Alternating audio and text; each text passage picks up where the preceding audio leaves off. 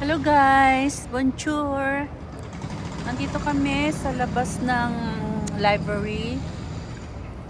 So, upo muna kami dito. Katatapos lang na aming French assessment. Zero. So, nandito kami oh. Walang tambay guys. Kami lang ang tambay dito.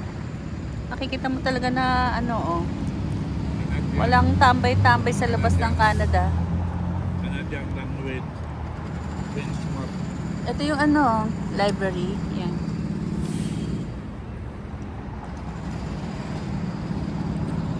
So dito may mga, ito church to. Yan, church.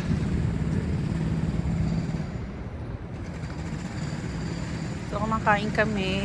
Yan ang aming breakfast, lunch. Church ng Quiapo. Breakfast, lunch at the same time. Ano?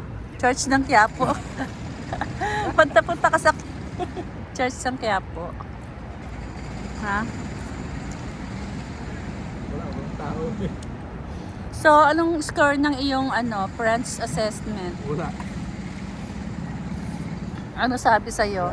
Sabi niya, bonjour. Sabi ko, yes, I understand bonjour. Only that. No more, zero. Then, ano sabi? Saan ka mag-aaral? Wala, sa online. Sabi ko, suggest ko sa online. Anong school? What school? Si Saint Boniface. Saint Boniface.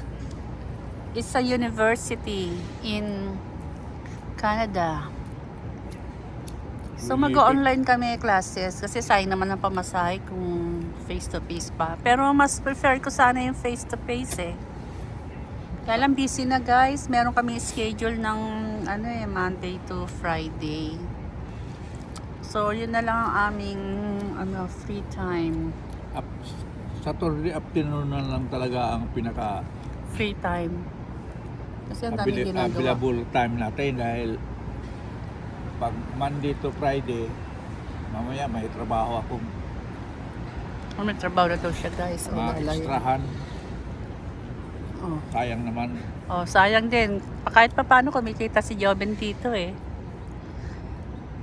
Ang kanyang per hour is, maliit lang guys.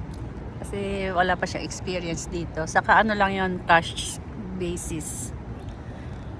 After ng mga training, maraming free training dito guys. Mga free program, lalo na sa mga senior. So kahit senior dito is pwede pang mag-work, mag-apply. So tinatapos lang namin na aming mga free program to para lumakas ang aming mga confidence, lalo na pagka nag-interview na ganyan. Tama ba guys? Excellent. So pagka nagbubus kami, dyan dumadaan ng buso. May bus stop banda doon. Banda doon may bus stop. Mihi ka na? Pero madalas, hinahatid at sinusundo kami ni Marvel. May oras pa na. Pwede tayo maglakad-lakad. Okay guys, yan guys ang homeless. So, yan ang nakataas ang ano. Nakataas ang Pupunta kamay tayo doon. niya. Homeless siya. Bata Busing ko na to, ha? Dito. Ang dami naman trabaho eh. Bakit nagkaganyan sila? Kasi na ano sila sa sa drugs eh. Nagkaroon sila ng bisyo. Kaya mahirap ang may bisyo guys eh.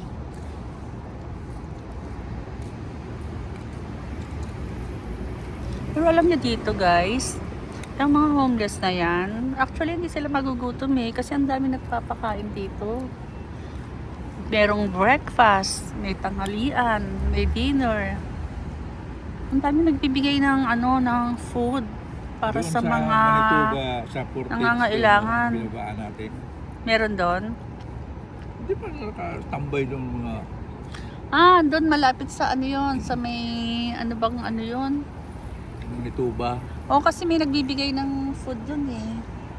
Tapos alam mo yung food nila guys, ang sarap pa. Talagang naka-ready na. Kompleto, may drinks yun. So, ang sarap sa plate, iba-ibang klase, ang daming food, meron pang fruits. Kaya hindi sila magugutom dito eh. Ang dami program dito guys, no, na May homeless doon na- pwedeng i-avail. Ano yung paeka-eka. Oh, Nanghihingi eh. nangingi sa'yo? Hindi, nakita ko sa mga dumadaan doon, sinalubong niya at saka sinaksabayan. Nanghihingi. Pero madalang yung mga ganon, yung mga sumasabay. Kadalasan nakaupo lang sila. Ganyan, naghihintay lang sila na abutan. Hindi katulad sa atin na sumasabay. Ito guys, oh, itong insure. Mura lang to dito eh. Di ba sa atin mahal to? Siguro sa atin mga ano to eh, mga 200.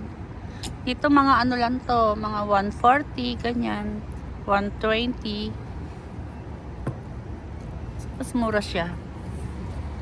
Ano kaya itong church na to? Parang hindi siya katoliko. Parang hindi siya katolik. Methodist yan. Hindi katolik siyang church. Yan, no?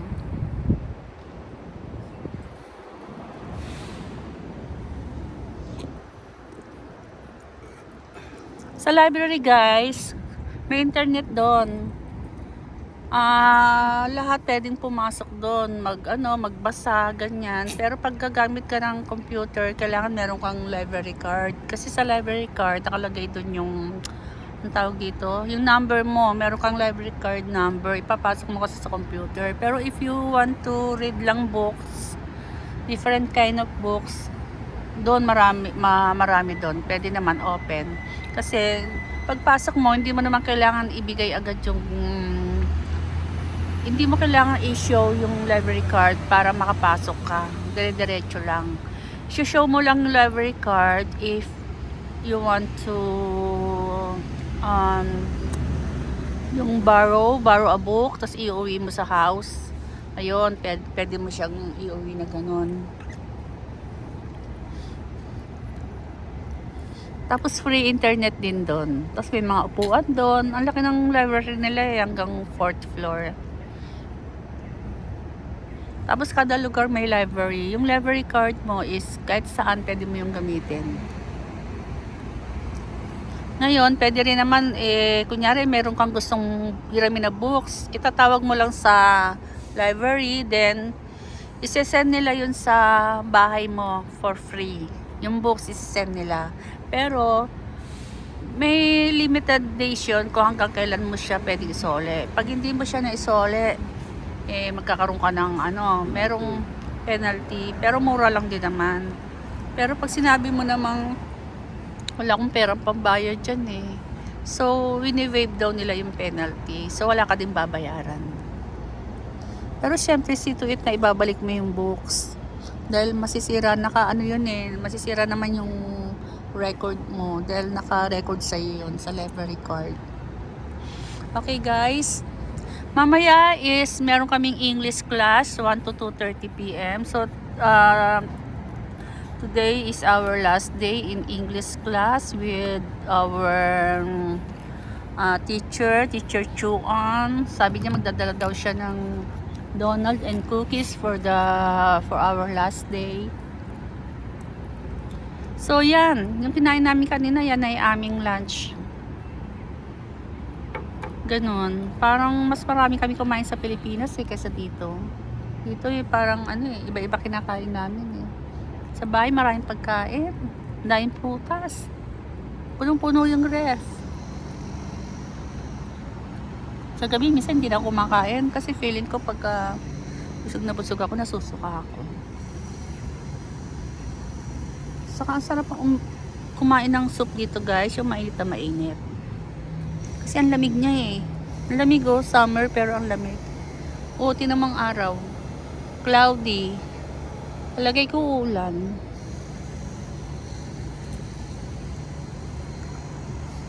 So, ayun na guys napahaba ang kwento ko. Papasok muna kami sa library card para makapag-internet. Bye guys! Thank you! Bonjour!